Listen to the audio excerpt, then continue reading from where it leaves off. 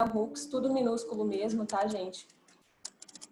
Ela tem um livro chamado O Feminismo é para Todo Mundo.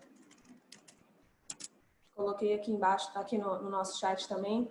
E aí ela fala bastante isso. O feminismo é para todas as pessoas. A luta pelo direito das mulheres é uma luta social e, portanto, uma luta que deve envolver todo mundo.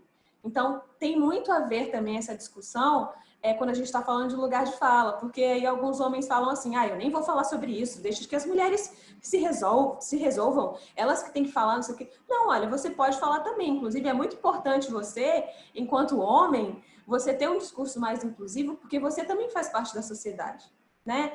Então, você fazendo parte da sociedade, você pode agir como agente de mudança, você pode ter atitudes enquanto agente de mudança, para que a gente consiga enxergar mais mulheres em posições, por exemplo, de liderança dentro do mercado corporativo, mulheres em posições, né, a gente chama de leadership positions, né? E mulheres em posições de destaque, em posições de poder.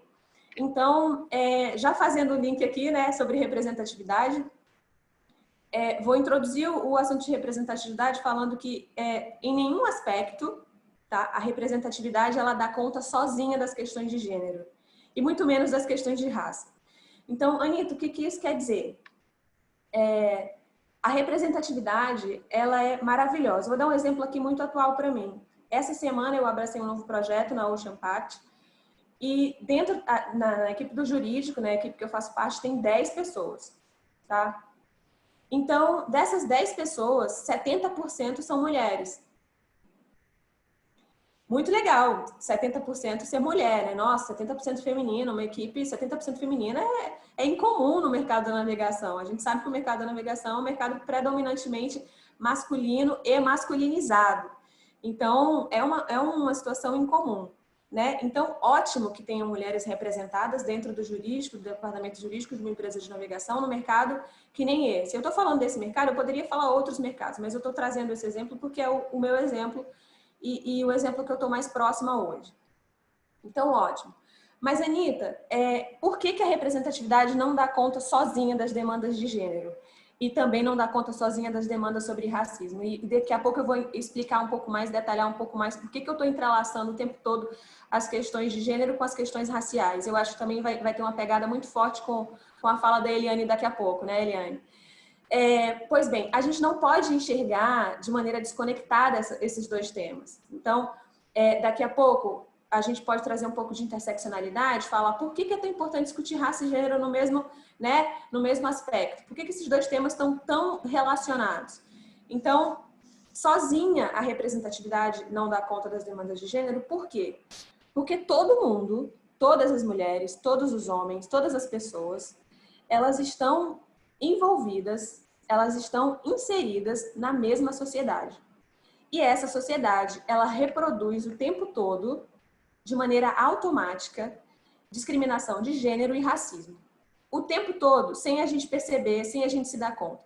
Por isso que muitas vezes a gente escuta algumas pessoas falando assim, mas não foi minha intenção. Ou então, numa situação descarada de racismo, fala, não, mas é porque a questão é estrutural, então não é bem assim, não foi isso que ele quis dizer, não foi isso que ela quis dizer. Ou então, em várias situações que a gente considera como microagressões, né? São essas situações pequenininhas, que quando a gente junta tudo, transforma num bolo só, a gente vê que é uma coisa gigantesca. Então, falando assim de representatividade, sempre nesse tema, quando a gente quando a gente sofre essas microagressões, a gente percebe que a gente está dentro de uma sociedade que reproduz, né, com homens e mulheres, que reproduz o tempo todo machismo e racismo, e que, portanto, todas essas pessoas que compõem essa sociedade estão suscetíveis a reproduzir essas atitudes o tempo inteiro.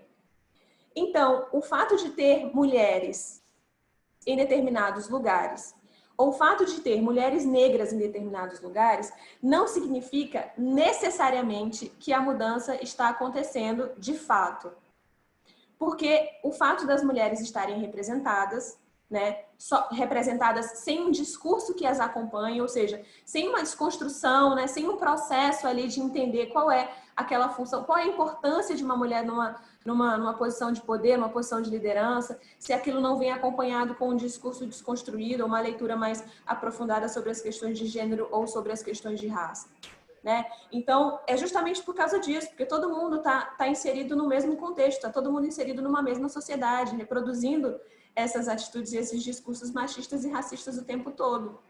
Então, se a gente não consegue criar espaços de diálogo, que nem esse que a gente está criando hoje, para que a gente crie um outro olhar, para que a gente entenda um outro olhar mais desconstruído, um olhar que nos conecte às questões, né, mais essenciais acerca das questões de gênero, e que a gente não possa reproduzir isso que a sociedade, se a gente for caminhar por um curso que a sociedade leva a gente, aquele curso, sabe, que se não houver reflexão vai fluindo daquele jeito, se a gente for caminhando por esse trilho, a gente vai reproduzindo as coisas. Então, é muito importante que esses olhares e que essas mulheres em posições de poder, brancas ou negras, que elas tenham um olhar mais desconstruído acerca das questões de gênero e de raça.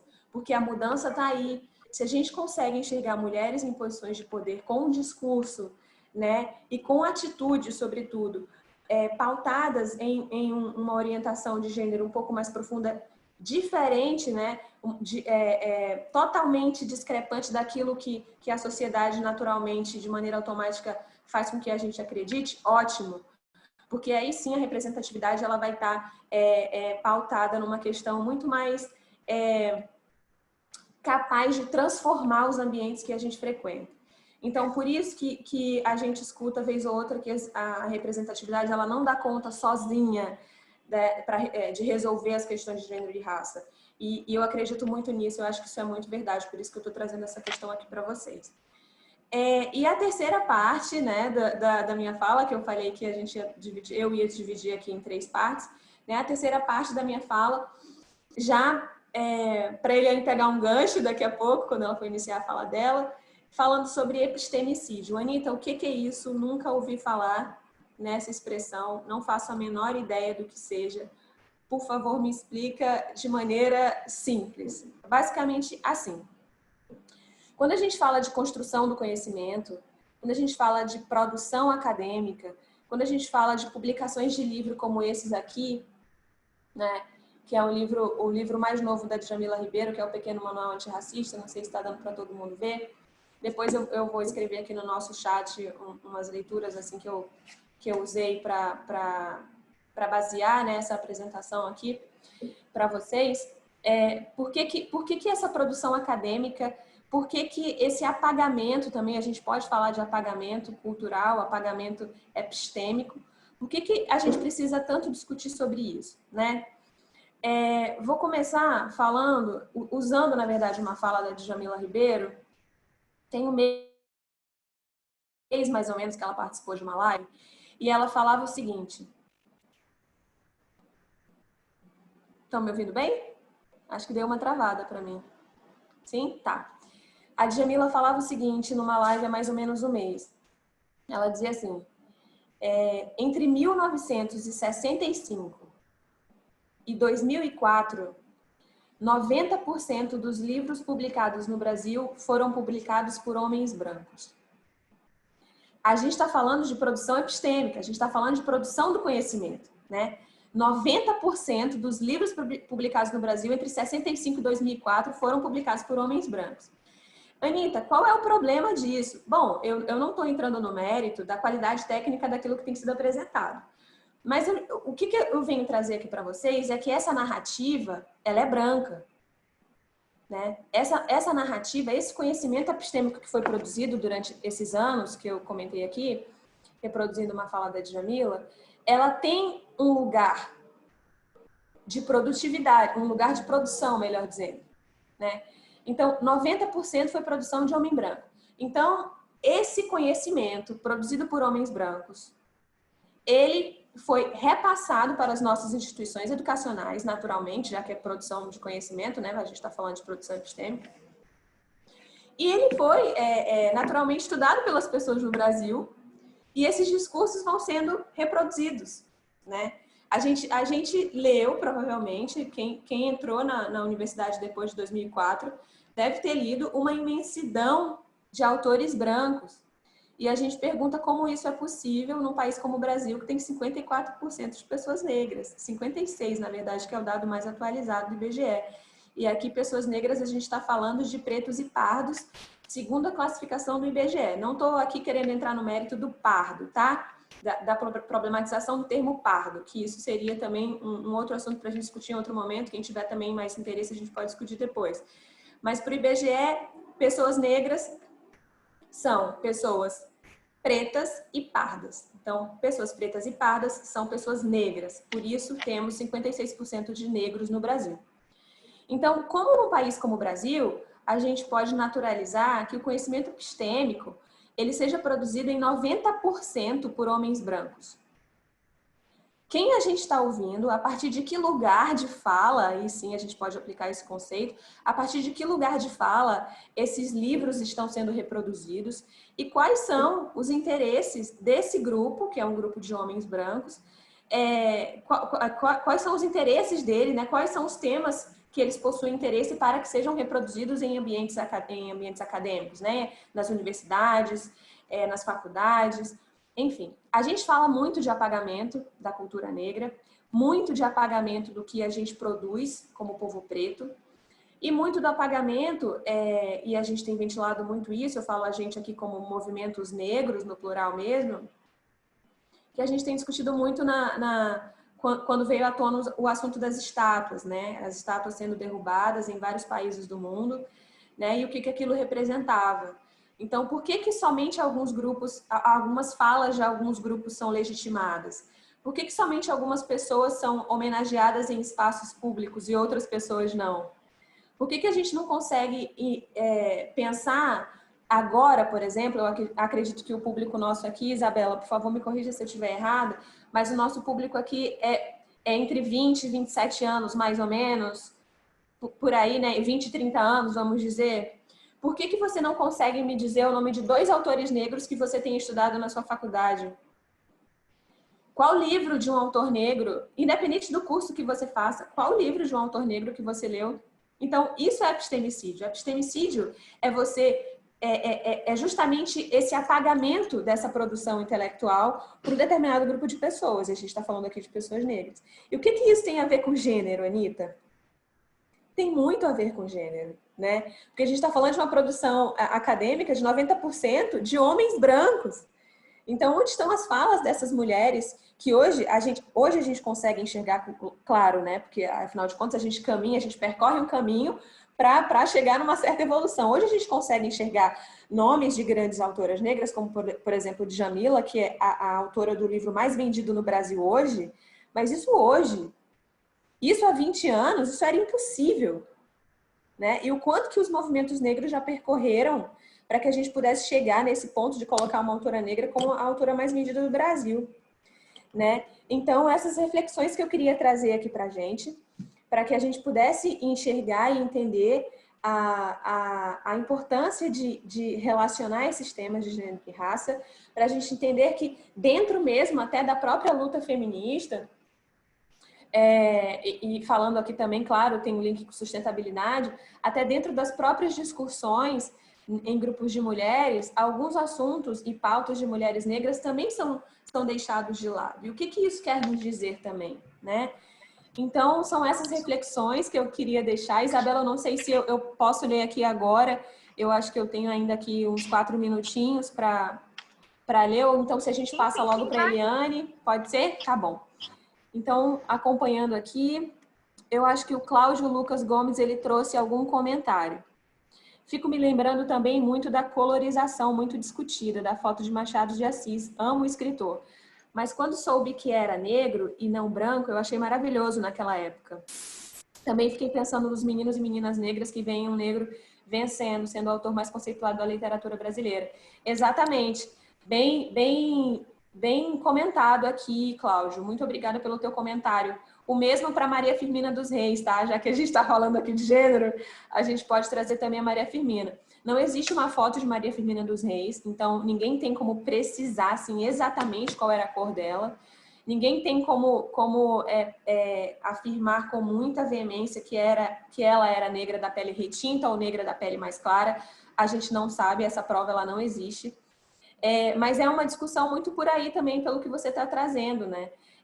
Maria Firmina dos Reis, há pouco que foi comentada, mas ela foi apagada durante muitos anos, né? E, inclusive, quando eu estudava no colégio, eu não fui apresentada a história de Maria Firmina dos Reis. Então, como uma pessoa maranhense não pode ser apresentada, né? A gente está falando de epistemicídio também, tem muito a ver, para uma história de vida, para a primeira, né, abolicionista, né? A primeira abolicionista romancista do Brasil, e a gente desconhece. É inadmissível, né? O mesmo também, não sei se tem muitos advogados também, o mesmo também para Luiz Gama. Como a gente pode sair aqui para os advogados, mais precisamente, como a gente pode sair do curso de Direito sem uma referência como Luiz Gama, né? Então, eu vou terminando aqui a minha fala, eu vou escrever aqui do lado do nosso chat. Está surgindo uma outra pergunta, mas eu posso deixar para o final, então, Isabela, essa outra pergunta que está surgindo? Combinado. Enquanto isso, eu vou escrevendo no nosso chat os livros, né, as referências dos livros e os nomes desses autores que eu citei agora aqui no final e passo aqui a palavra novamente para a Isabela, eu não sei se passo logo para a Eliane. Isabela, fica à vontade. Obrigada. Na verdade, é só aqui, a gente está até enfileirada aqui, né? Vai ser engraçado. Não sei se no computador de vocês está como está no meu, né? Então, eu só faço assim, vupt, agora para a Eliane, tá ok? Primeiramente, é um prazer estar com vocês nessa conversa, nesse diálogo sobre a questão de gênero e raça. Agradecer o convite da Isabela. A Isabela ela foi uma grande incentivadora minha em razão do meu mestrado, então ela me apresentou à Universidade de Coimbra, pelo qual eu já tinha algum interesse em prosseguir os meus estudos lá. Então ela é como se fosse a minha madrinha de mestrado, por assim dizer. E a Anita eu tive o grande prazer de conhecer, muito embora eu já vinha ouvindo falar sobre ela há muito tempo por meio do Eric, que é o presidente da Comissão da Verdade da Escravidão Negra no Maranhão.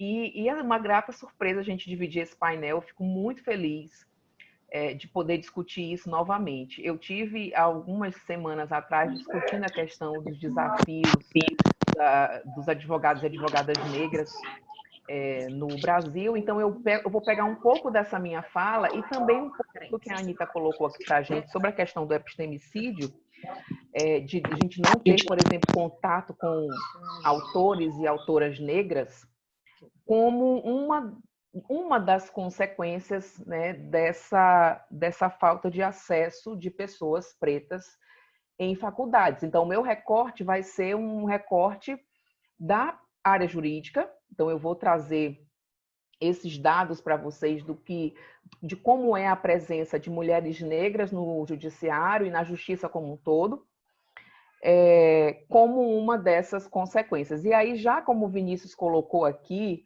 né, que ele colocou o fato de que ontem um candidato do Partido Democrata, Joe Biden, anunciou a Kamala Harris como a sua companheira de chapa, tornando-se a primeira mulher negra a ocupar, né, esse tipo de cargo. E aí é justamente dentro dessa fala que eu começo a trazer as minhas reflexões. Bom, a Anita colocou que no Brasil a gente vive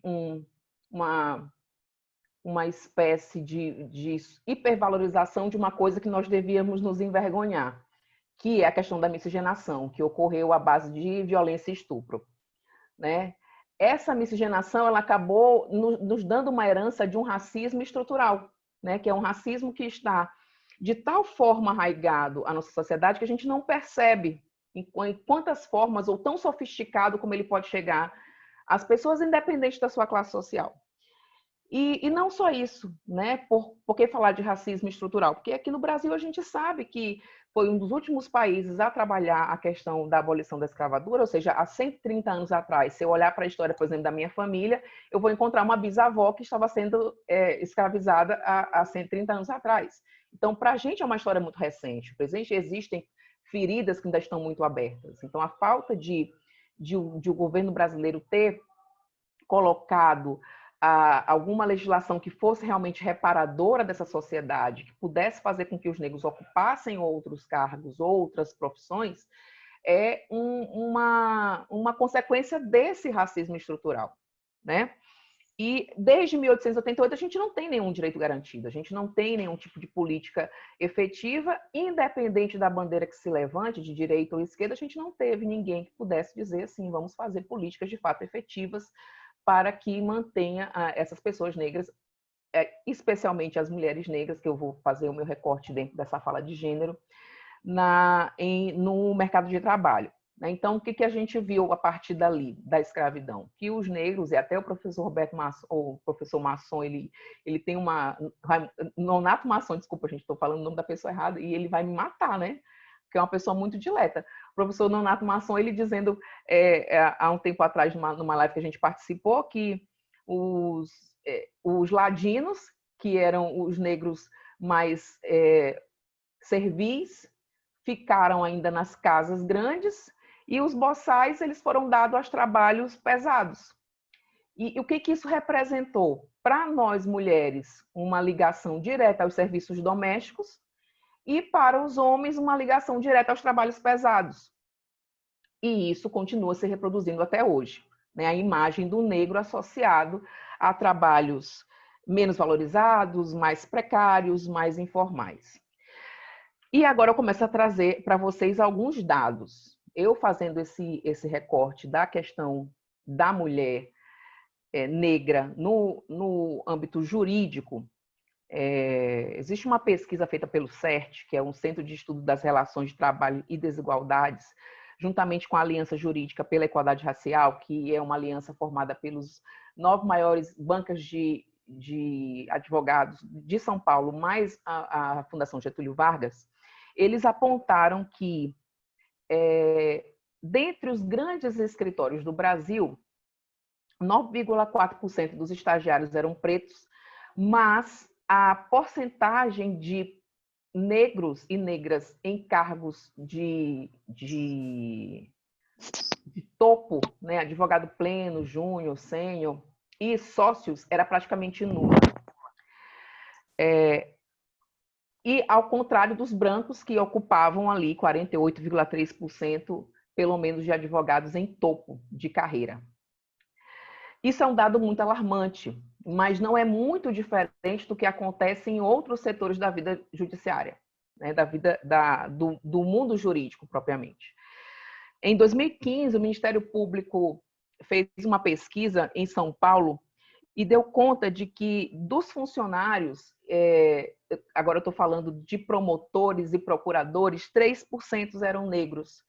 E dessa porcentagem, 85% eram homens negros e apenas 14% eram mulheres. Então, isso em 2015. Em 2018, essa porcentagem pouco mudou.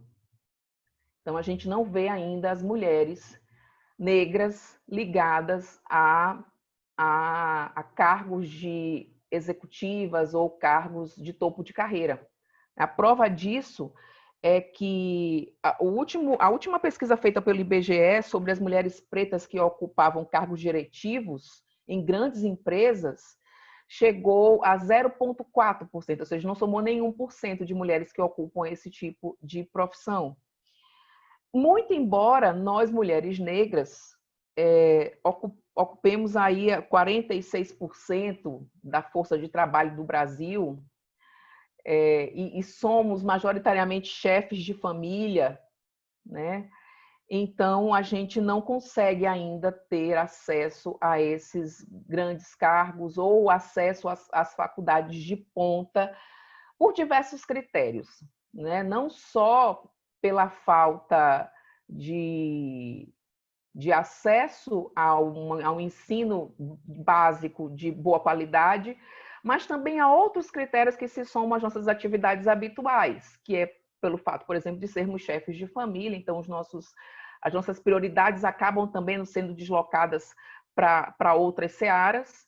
A falta de oportunidade, por exemplo, de estudo de línguas estrangeiras durante a carreira, durante a vida, né? Além disso, uma segregação ocupacional, que é herança desse racismo estrutural, a remuneração inferior. A última pesquisa do IBGE, eu quero só buscar aqui o nome do relatório de desigualdades sociais, por cor e raça, que é divulgado todo ano pelo IBGE, eles dão conta que as mulheres negras, elas conseguem receber muito menos do que os homens negros e menos ainda do que os homens e mulheres negras. Então, recebem, em média, 58,6% a menos, por exemplo, de uma mulher branca.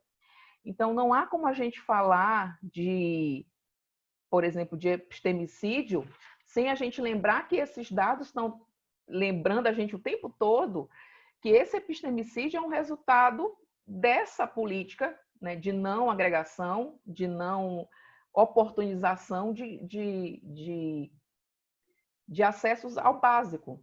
Né? Então, a gente não vê, primeiro, um índice de mulheres negras alto em faculdades de ponta e, consequentemente, isso vai se espelhar lá no futuro, quando essas mulheres não conseguirem, por exemplo, ter acesso a um concurso, porque elas têm outras prioridades para seguir. Embora a gente, e aí eu quero ressaltar esse dado com vocês, embora hoje no Brasil nós temos a maior população negra em faculdades públicas, mas a gente não consegue ainda ter uma continuidade desses estudos ou a permanência desse negro nas universidades. Porque não basta só você conferir políticas públicas de acesso. A gente hoje, por exemplo, fala das questões de cota. Até um pouco tempo atrás, aqui em São Luís, surgiram várias questões relativas às universidades federais, com fraudes e assim por diante. Mas a questão da cota não é suficiente para garantir um acesso e a permanência do negro ou da negra na faculdade pública ou privada. A questão da cota é uma dessas páginas. Então, a gente precisa pensar em políticas agora que façam com que essas pessoas elas fiquem na faculdade. Elas permaneçam, elas consigam alcançar uma qualificação boa, de excelência, na verdade, para que elas possam concorrer aos grandes cargos públicos. E aí, eu lendo uma reportagem da juíza Karen Pinheiro, ela é juíza da primeira vara do júri de Porto Alegre, e ela é uma juíza negra, e ela disse a seguinte frase sobre essa questão do apagamento das mulheres negras no judiciário, que nós somos o susto de todo dia para alguém. Né? E quando ela me disse isso, eu fiquei me lembrando quantas vezes eu fui o susto de várias pessoas que me perguntavam se eu era realmente a professora ou se eu era realmente advogada. Então, acho que um dos grandes desafios hoje, principalmente na questão da mulher negra no judiciário ou no acesso a cargos de ponta, de executivos, é justamente a gente conseguir permanecer, é a gente conseguir ficar. É a gente estar presente, porque essa representatividade não basta só garantir o acesso, como a Anitta já colocou, mas de principalmente a gente permanecer com políticas que de fato sejam efetivas para essa representatividade. E aí eu concluo minha fala, eu acho que eu já até extrapolei o tempo que eu deveria falar e fico à disposição para eventuais perguntas, angústias, inquietações, traumas ou depoimentos pessoais. Obrigada a todos. Quero agradecer antes de mais nada, Isabela, que eu vi muitos ex-alunos meus, muito queridos, e alunos ainda minhas e meus, e fico muito feliz com a presença de vocês. Um grande beijo. Muito obrigada, minha querida. Muito obrigada às duas, né, a Anitta e a Liane. Inclusive, ali eu já vi aqui no chat, alguém colocou professora, em letras garrafais, né? Nossa, isso aí é ex-aluno ou aluna atualmente, aí, e é muito bom quando a gente recebe esse carinho dos alunos, né? Meninas, então, tem algumas perguntas, na verdade, alguns comentários aqui no chat, e aí, enquanto vocês dão uma olhada aqui no chat, eu vou abrir para perguntas orais, tá ok? Para a gente otimizar o máximo possível e ter o máximo possível de debate. Então, eu pergunto quem gostaria de fazer uma pergunta, falar alguma coisa, uma complementação. Vamos lá? Eu queria falar, professora. Vai lá, meu bem. Vitória, você pode abrir seu vídeo para a gente te ver? Assim, é porque não dá para mostrar.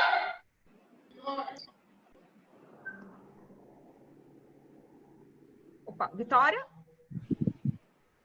Vitória? Oi. Só Oi. não vai dar para eu mostrar o vídeo, Não, tudo bem, não mas tem eu queria problema. só A gente está fazer te ouvindo uma. muito bem. Ah, tá bom. Eu só quero só fazer uma contribuição. Teve uma vez, acho que faz umas 3 semanas ou um mês, participou uma menina de 15 anos e ela era negra, falando sobre o racismo que ela tinha sofrido na escola. E aí a Fátima Bernardes tinha feito uma pergunta e o que mais eu achei interessante foi a resposta da aluna. A Fátima Bernardes perguntou: mas na sua visão, o que tem que ser feito para acabar com o racismo? E aí a resposta dela para mim foi genial. Ela disse que as pessoas deveriam conhecer mais a cultura do negro e não só a gente ficar pensando sempre na escravidão, porque quando se fala em negro, sempre pensa na escravidão, mas pensar que eles fizeram história, na filosofia, na literatura, e que a gente não conhece, que a gente deveria conhecer. Então, eu achei isso muito interessante. O que ela falou é que o conhecimento, quando a gente tem o conhecimento mesmo, a gente consegue ressignificar os nossos critérios, os nossos valores. Então, eu queria realmente deixar essa contribuição, porque toda vez quando se fala nesses assuntos, eu sempre lembro dessa menina falando, agora eu esqueci o nome dela. E eu sempre lembro de o quão brilhante foi a resposta dela, porque o conhecimento realmente ele faz com que a gente tire esses nossos preconceitos. E aí a ideia foi que a gente sempre está focado em uma visão muito limitada da história do negro, sendo que teve muito mais, só que a gente não tem esse conhecimento. Ou porque a gente não busca, ou porque não vem até a gente. E aí eu achei isso muito interessante e foi isso, essa é a minha contribuição. Vitória, na tua fala eu me lembrei aqui, e a Anita tinha destacado algumas pessoas que fizeram parte do mundo jurídico, e a gente não poderia terminar a faculdade sem saber delas.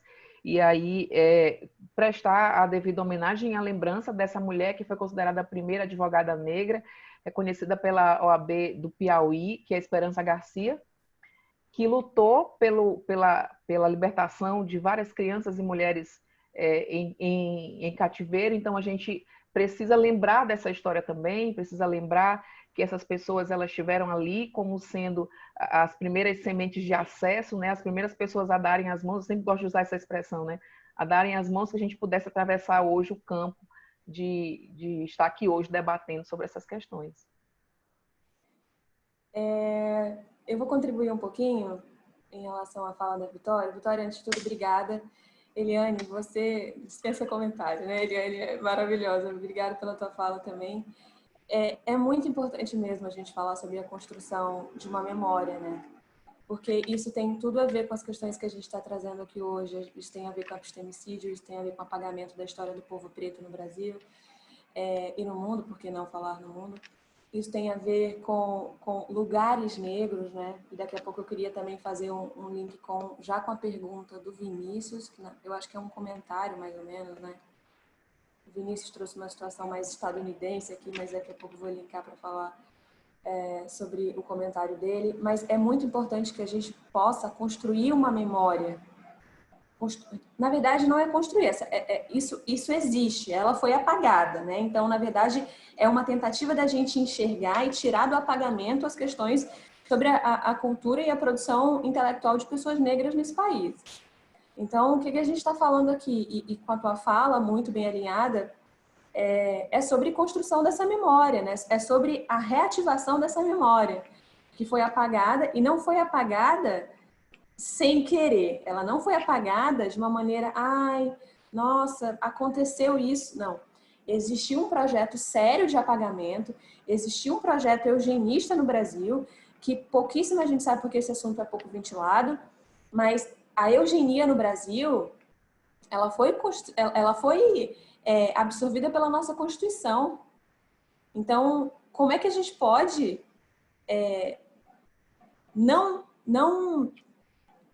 como é que a gente pode naturalizar isso, né? Como é que a gente pode não problematizar um assunto como esse? Então, a eugenia ela foi institucionalizada na nossa Constituição, que não tem 100 anos. Então, foi ontem isso. Quais são os espaços que a gente pode construir para reativar essa memória, né? Essa memória negra, vamos dizer assim. Então, muito importante a tua fala nesse sentido. E eu acho que agora eu posso linkar já com o comentário do Vinícius. Tá, Vinícius, é o seguinte, eu vou te dizer, agora eu vou entrar numa seara mais pessoal, então eu não vou vincular minha fala agora a nenhum autor, é um olhar meu. E aí, Eliane, por favor, fica à vontade se quiseres falar também, complementar. Bom, Anitta, eu não me sinto muito à vontade para comentar questões estadunidenses. Mas eu vou dizer por quê, tá? Não é nenhum desapego, não.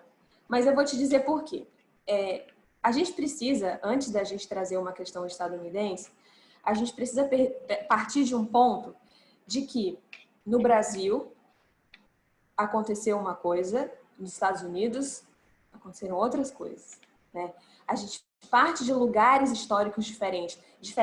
A gente parte de processos históricos distintos, tá? Então, antes da gente ventilar alguma questão que diga, mas nos Estados Unidos é assim, mas nos Estados Unidos é assado, ou então que a gente ouviu muito e viu também, leu muito na época do Black Lives Matter, né? Que a gente estava falando, ai meu Deus, mas as pessoas no Brasil, os negros do Brasil precisam aprender a lutar como as pessoas dos Estados Unidos. Gente, é pra matar, né? O cidadão desse, assim. Claro que eu tô brincando. Mas assim, como assim as pessoas do Brasil precisam aprender a lutar como as pessoas dos Estados Unidos? Uma fala dessa é uma fala que ignora toda a luta do povo preto no Brasil, toda a luta dos movimentos negros no Brasil e que ignora também o processo de escravidão, né? Que durou quase 4 séculos. Então, antes da gente começar, eu sempre falo isso, assim, antes da gente começar a trazer uma questão estadunidense para um debate sobre raça, sobre gênero no Brasil, o comentário do Vinícius foi muito para a questão racial mesmo, a gente precisa reconhecer e admitir que os nossos processos históricos foram diferentes, tá? E, Anitta, diferentes em relação a quê? Então, a gente pode começar pelo seguinte ponto. No Brasil, os negros são 56%, tá? Nos Estados Unidos, os afro-americanos são 13%. E aí, quando você comenta assim, Anitta, você não acha que tá fazendo isso para ganhar voto? Bom, não posso te dizer. Eu realmente não tenho como te dizer absolutamente a intenção do candidato fazendo isso. A gente pode levantar aqui algumas hipóteses. Mas, bom, já esclarecendo que no Brasil 56%, nos Estados Unidos 13%. Então, até que ponto esse candidato estaria vendo que ganharia voto das pessoas negras, considerando esse percentual de 13%, ou se você está atrelando uma pauta racial a questões mais progressistas, né? Tem esses pontos para a gente analisar. O outro ponto é que a gente estava falando agora, e eu falei que ia linkar, essa questão da construção da memória, né? O pessoal nos Estados Unidos, eles partem de uma segregação que foi formal, né? Então, lá, a segregação ela foi institucionalizada de uma maneira mais agressiva do que aqui do ponto de vista institucional, tá? Eu estou falando do ponto de vista legal. Então, tem essa questão também. Por que tem essa questão também?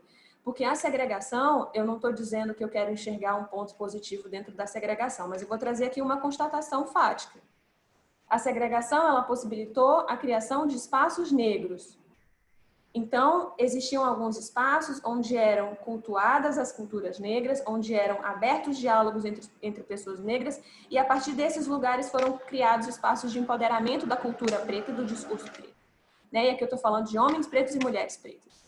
Então, existe também essa outra questão nos Estados Unidos, da construção de lugares negros. E até pouco tempo a gente conseguia enxergar de maneira muito evidente universidades negras nos Estados Unidos. Então, assim, a gente acabou de falar de epistemicídio, a gente acabou de falar sobre construção do conhecimento acadêmico, né? O que seria uma universidade negra, né, no contexto histórico deles? E a gente não tem isso no Brasil, a gente nunca teve isso no Brasil. E eu não estou querendo dizer que eles são melhores por causa disso, longe disso. Só estou querendo dizer que são processos históricos e culturais distintos. O que a gente precisa ponderar antes de qualquer outra comparação, de qualquer relação que a gente queira fazer com a história estadunidense.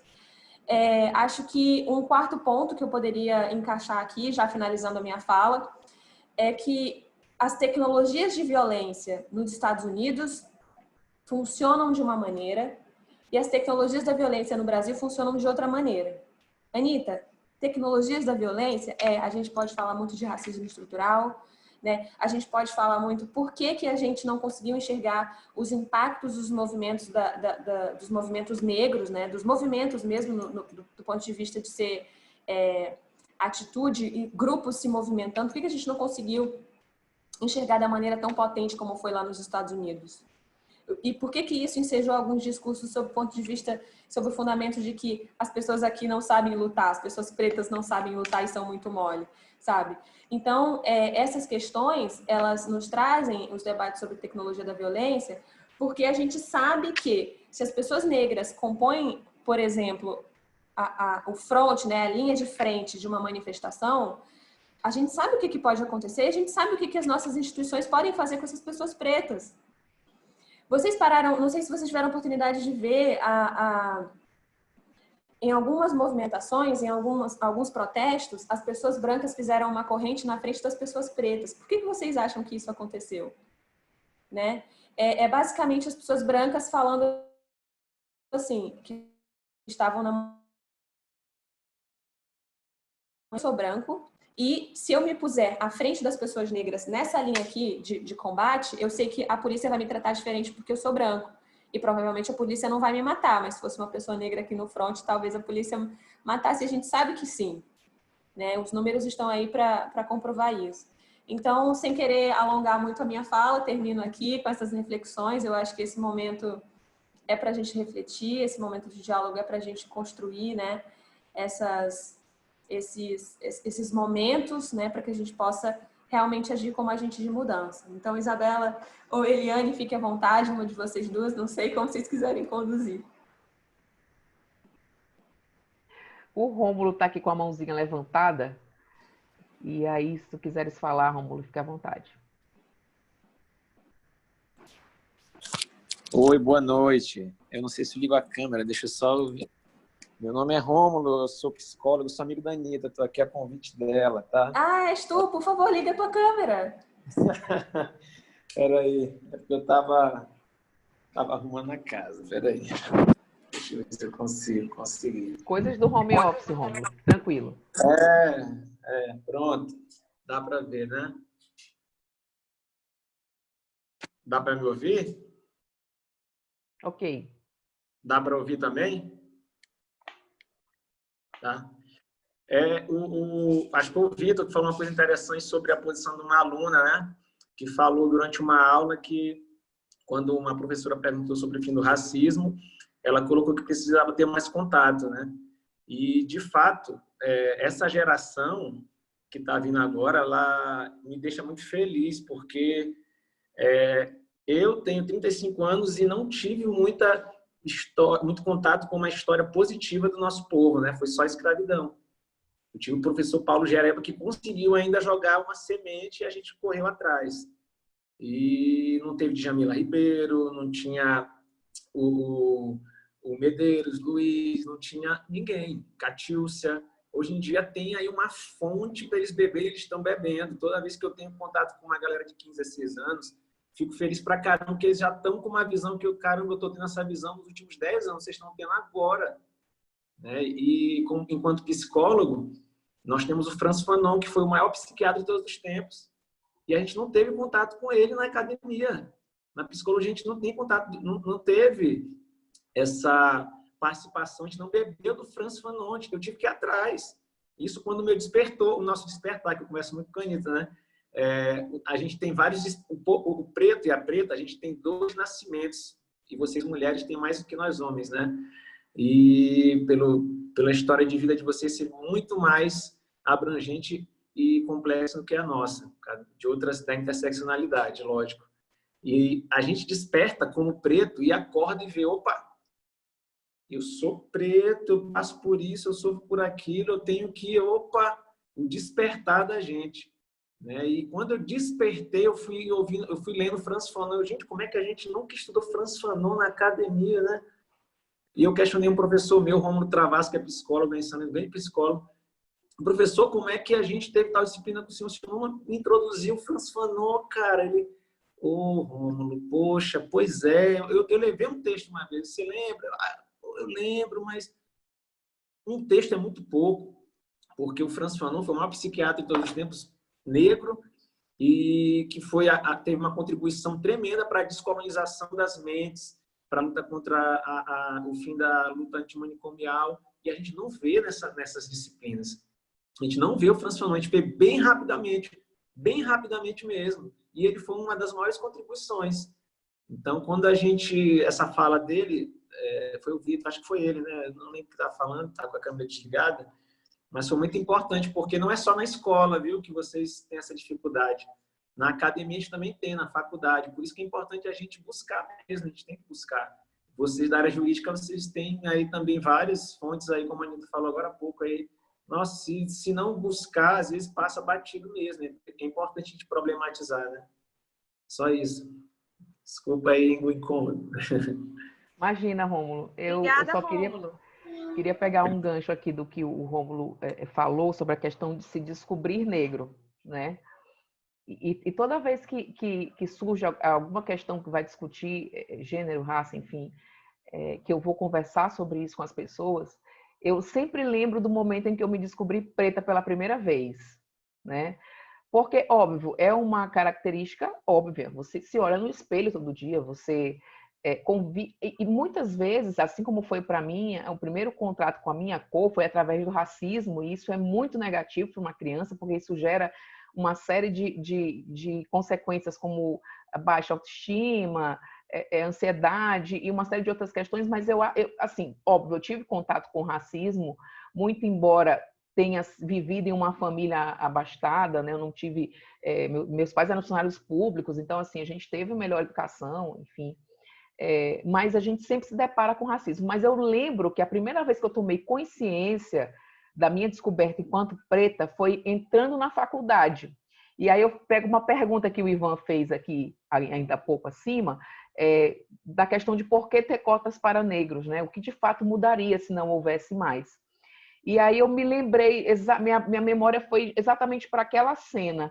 Eu ingressando na UFMA nos idos de 2004, e a UFMA, o curso de Direito antes ficava no prédio do CCSO, né, que era o prédio de Ciências Sociais, e tinha um grande corredor até você chegar no final do lugar onde eram as salas, né? E aí, eu, antes de ir para a UFMA, eu já tinha passado em uma universidade particular, né? Pelo meu privilégio de ser de uma família, obviamente, remediada, uma família que tinha condições financeiras naquela época de me proporcionar, até hoje tem, né? Não vou mentir, né? E aí eu disse assim, não, agora sim eu vou para um ambiente onde eu vou conseguir encontrar pessoas negras na faculdade. Porque na onde eu estudava tinha eu e mais uns 2 ou 3. Então, a ideia era que eu indo para a faculdade pública, na minha cabeça, naquela altura, eu acreditava que sim, agora sim eu vou ver uma universidade com presença majoritariamente de negros.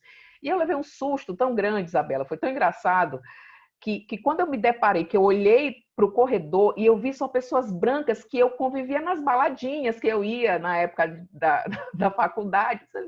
Gente, onde estão os negros? Que lugares eles ocupam? Porque na minha turma eu era eu e mais umas 4 pessoas de 50 alunos. Onde estão os negros nas universidades públicas? Eu acabei de falar para vocês, nós somos 54% de pessoas negras em faculdades públicas. E esse número a gente só conseguiu chegar a isso hoje, em 2019, né? Quer dizer, no ano passado, que essa estatística é do ano passado. Mas em 2004, você não tinha pessoas negras em sala de aula. Mulheres, muito menos. Então, a gente precisa falar de cotas, Ivan, não é só pela questão do acesso propriamente. A gente precisa falar da questão de cotas por infinitas questões que estão atrás disso, que se encaixam em uma política quase que reparatória, porque a gente não tem nunca como reparar, mas é quase que reparatória, no sentido de fazer com que essas pessoas elas consigam ocupar cargos de protagonismo, consigam ocupar lugares de fala, consigam ocupar espaços e permanecer nesses espaços. Se você for analisar legislativamente, de 1888 para cá, todas as políticas, em razão dessa miscigenação, foi no sentido de acabar com a população negra. A ideia de deixar a população negra à sorte era para que nós morrêssemos. E por alguma questão divina ou não, o plano não deu certo, né? E agora, hoje, a gente precisa falar dessa questão de cota para tentar minimamente reparar esse esquecimento, esse apagamento da cultura, o epistemicídio e todas as outras questões que a gente colocou aqui. Então, é isso que me vem na cabeça quando você pergunta da necessidade das cotas. Agora, óbvio, elas não devem ser o único momento. Elas são parte de um projeto para que a gente consiga ter, de fato, uma representação. Mas eu concordo do ponto de vista de que elas não são suficientes. A gente precisa de mais. A gente precisa agora buscar mecanismos de manter essas pessoas, nós, dentro da faculdade, fazer com que nós façamos uma produção mais robusta em termos acadêmicos, para que as próximas gerações, como o Rômulo falou, não tenha esse lapso de memória que a gente tem, de não conseguir enumerar uma pessoa negra que a gente tem lido durante toda a faculdade. Obrigada, Eli, Anita, Rômulo, também todo mundo que perguntou aqui no chat e já falou aqui no oral, né? Assim, no painel, ok? Pessoal, alguém mais tem alguma pergunta, alguma complementação para fazer? Mais algum depoimento?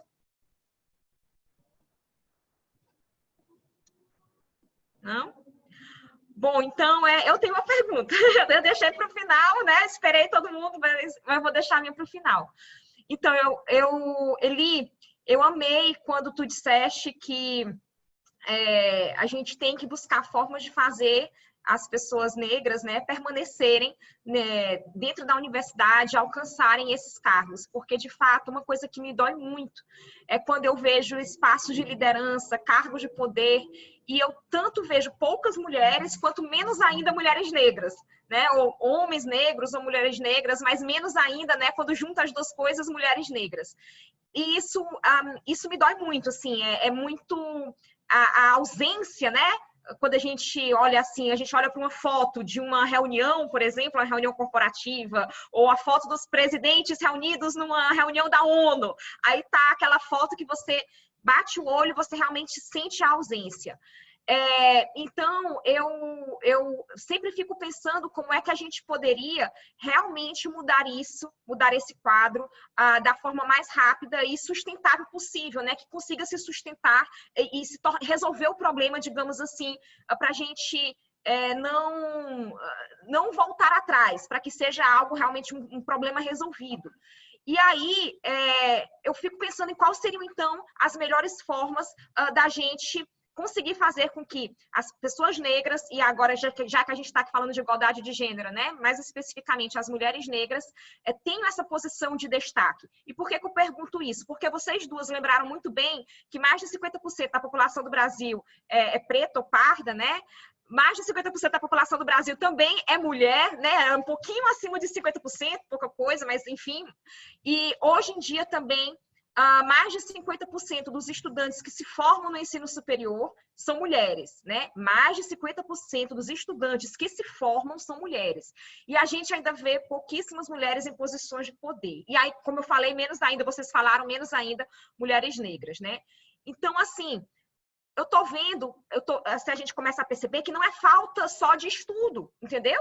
Tipo, as mulheres estão se formando, mulheres negras estão se formando, não é simplesmente falta de qualificação, de estudo para ocupar uma posição de poder. Então, claro, eu acredito que a via da educação é a via mais, digamos assim, a via mais duradoura para a gente fazer mudanças duradouras e permanentes. Acho que a gente tem que investir em educação sempre e sempre mais, educação básica, educação média, superior, etc. Mas qual seria, então, outras formas da gente conseguir mudar a foto, né? Mudar a foto da reunião, mudar a foto daquele painel da ONU só com... Quando eu falo painel da ONU, pessoal, a gente vai falar do Brasil, né? Então, mudar a foto, sei lá, da foto dos políticos brasileiros, por exemplo. Tá ok? Então, para vocês duas a pergunta, o que é que vocês veem que poderia ser feito?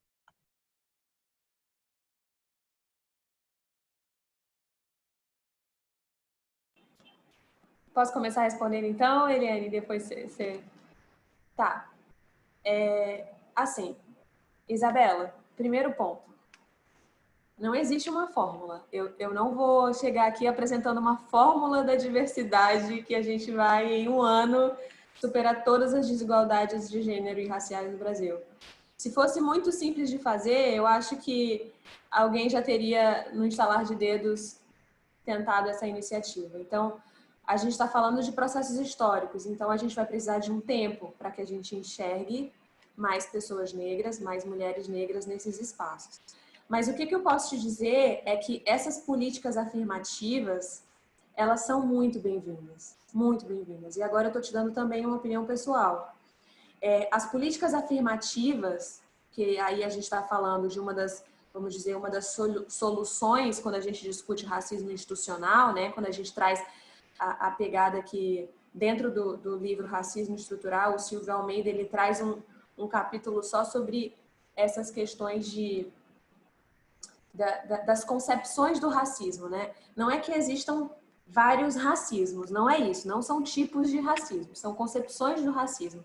E aí ele traz 3 pontos de vista. Ele fala da concepção individual, da concepção institucional e da concepção estrutural. O nome do livro é Racismo Estrutural, eu coloquei aqui como uma das nossas referências, mas no começo da nossa live, né? Do nosso momento aqui de diálogo. Então, a gente começar a falar e começar a entender o racismo institucional e a gente conseguir enxergar e materializar o resultado dessas políticas afirmativas é um grande passo. Então, quando, acho que foi o Ivan que falou das cotas, questionou as cotas. Bom, as cotas, essa discussão de cotas, ela já tem uns 10 anos, isso está no STF, o STF já decidiu, já tem 10 anos, essas políticas, inclusive, elas já têm resultados, ou seja, já foi provado que as políticas de cotas funcionam. E isso, numa entrevista que o Silvio Almeida deu no Roda Viva, isso foi ponderado até por uma das entrevistadoras. Ela falou, olha, muitas pessoas falam sobre cotas até hoje, mesmo o STF já tendo se posicionado há 10 anos, sabe? O nosso órgão máximo do judiciário já se posicionou, então tem vasta fundamentação jurídica em relação à questão de cotas, inclusive resultados, como eu acabei de comentar. Então isso já foi provado que as políticas de cotas funcionam. Então, o que é políticas de cotas? É uma das políticas afirmativas, a Eliane falou muito bem há pouco. A gente conseguir enxergar que ações afirmativas são muito importantes, porque a sociedade, a atitude, né, as ações da sociedade civil são muito, muito relevantes, mas o Estado, quando ele se reconhece como racista, né, e a gente está falando de racismo institucional, ele também, no seu papel de Estado, ele propõe e deve propor, eu sou da opinião que deve propor, acompanho a Eliane completamente, deve propor ações afirmativas, porque lá atrás, e a Eliane também comentou sobre isso, lá atrás não houve nenhuma política de emancipação para o povo preto. Mas, curiosamente, teve política, né, para que a nossa sociedade fosse embranquecida. Então, política de terras e salários para os europeus, para que eles pudessem vir aqui, passagens pagas para alemães, para ocuparem o nosso território e embranquecerem um pouco mais a sociedade. Falando assim, parece para algumas pessoas um pouco assustador. Como assim, Anitta? Eles vieram para embranquecer a gente? Mas foi isso, gente. Tá? Foi exatamente isso. Então, as pessoas negras, depois de 88, a gente está falando de 1888, da própria abolição, elas foram jogadas ao léu, elas foram simplesmente, sob o argumento de que tinham sido libertas, elas foram jogadas às ruas. Não houve nenhuma política institucional, nenhuma ação afirmativa, nenhum projeto do Estado para que essas pessoas pudessem ser, eu estou falando das pessoas pretas, das pessoas negras, que elas pudessem ser inseridas num contexto social ou num contexto de trabalho. Não houve isso, mas para pessoas brancas de outros países teve. Então, aí você consegue enxergar com tanto mais de profundidade essa questão do embranquecimento que a Eliane também trouxe, né? E aí a questão do colorismo, que eu acho que um outro participante aqui no começo do nosso diálogo comentou também, que falou de coloração, né? De como isso miscigenou, aspas, 1 milhão de aspas, o Brasil, né? E o quanto que quiseram fazer com que a gente acreditasse que isso, miscigenação foi uma questão... olha como o Brasil é um país diverso, olha como várias raças se misturam, quando na verdade a gente sabe qual foi o discurso por trás disso tudo, né? Um discurso de embranquecimento, um discurso de violência, um discurso de estupro, né? Porque as pessoas nasceram de estupros, né? Como a Eliane bem comentou no começo também na fala dela. Então, adicionalmente, era esse o comentário em relação à tua pergunta. Eu acho que políticas afirmativas são muitíssimo importantes e, além, claro, das ações da sociedade civil, como esse diálogo que a gente está fazendo aqui agora, né? Esse espaço para a gente debater essas questões, claro que são importantes, mas iniciativas e políticas e ações afirmativas são muito bem-vindas para que a gente possa caminhar para uma sociedade um pouco menos desigual, vamos dizer assim. Bom, concordo com a Anita em tudo que ela falou. As ações afirmativas, elas são o pontapé inicial, né, para que a gente possa ter uma sociedade de fato mais igual no sentido étnico-racial. Né? E aí eu quero destacar 2 projetos interessantes, já que a Isabela perguntou sobre as possíveis soluções, e como a Anita falou, é muito difícil a gente pensar em soluções, porque é um problema que, de fato, tem várias questões a serem respondidas, vários pontos a serem discutidos, mas eu acho que o fundamental é a gente conseguir visualizar hoje algumas soluções que foram viáveis e que dão frutos, né?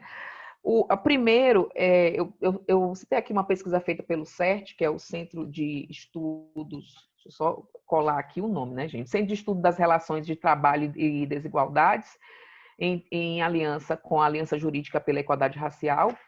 Eles têm um projeto no ponto da advocacia propriamente, em que há um apadrinhamento de advogados ou advogadas negras por grandes escritórios, onde eles dão um apoio de monitoria durante uma vez por semana para as coisas que são importantes, né, no currículo acadêmico, da elaboração do currículo vitae até aulas de inglês, por exemplo. Então, eles estão começando a movimentar esse projeto no sentido de fazer com que advogados e advogadas negras possam disputar cargos de ponta em grandes escritórios. Um outro projeto do CERT também, eu falo muito do CERT, mas eu não tenho nenhuma ligação com eles, acho que eles nem sabem quem sou eu, mas eu acho uma iniciativa fantástica deles, é o projeto Educar, que busca identificar, difundir, reconhecer e apoiar práticas pedagógicas e de gestão escolar vinculadas à temática étnico-racial. Então, eles trabalham com a educação de crianças e adolescentes negros e negras ainda na fase escolar. Então, são projetos que a gente precisa pensar enquanto caminhos de solução. Então, eu quero destacar esses 2 e dizer que a gente tem outras coisas que podem se adequar, né, às nossas realidades e a gente precisa pensar nesse pontapé para que não sejam só as cotas, mas que outros também sirvam para que esses jovens permaneçam de alguma forma. Obrigada, Lili. Obrigada, Anita. Gente, eu pergunto se mais alguém tem uma última pergunta e, por adiantado da hora, a gente abre para mais uma última pergunta, tá bom?